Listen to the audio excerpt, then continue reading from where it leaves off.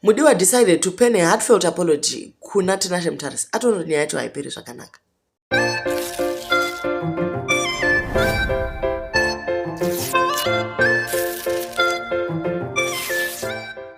So he wrote on his social media, akati, whoever finds me at fault between prophetpassion na naTinashe Mutarisi, please kindly accept my apology from the deepest part of my heart. Please take me off this conversation. My deepest apologies for trying to help. I genuinely thought peace could be worked out and solutions be found to solve their differences, but it didn't work. Tinashe, I apologize for whatever it is you thought I did or say, which we all know I said nothing bad to you, but it seemed you were not happy with me in that video you posted. My apology. I am apolitical with zero interest in politics. I had good intentions to fight two brothers I know deeply getting along. No matter who I hang out, know or befriend, I'm built differently. I have principles and I stick to them.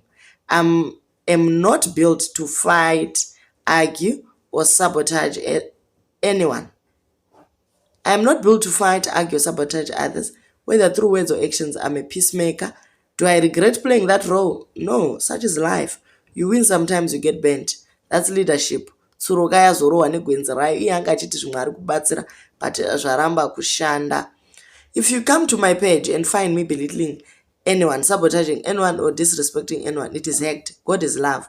When misunderstood, I quickly take responsibility and apologize. I value relationships, and not an inch of pride will stop me.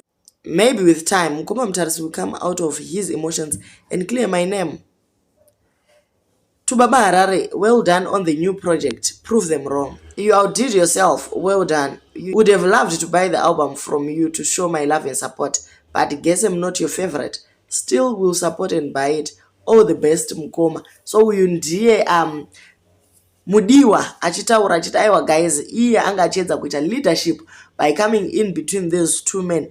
Angoti aiwa mkomana Mutarisi, please mukazobudawo muma emotions amuinawo iwayo mobva madini mamuregererawo Mudiwa. Mukomana womudiki wedu achiri kuedzawo, anditika hangakwanisi kurwa nemagiants akanenge vana Pasho apa pamwe chete navaMutarisi. Okay, izvo zvongotaurawo zvana Baba Harare izvo rangowo drama kuti he is not favorites naBaba Harare. Why would he tell him? Iye angoti congratulations. Ndezvangoperera kaipapo kokuzomudza kuti I'm not your favorite yechichichi. Kana achingonakirwa nealbum ngaangotenga akanyarara asade kutsvaka kunzwirwa tsitsi eMudiwa nedrama uyu. Rega atukwe zvokwadi.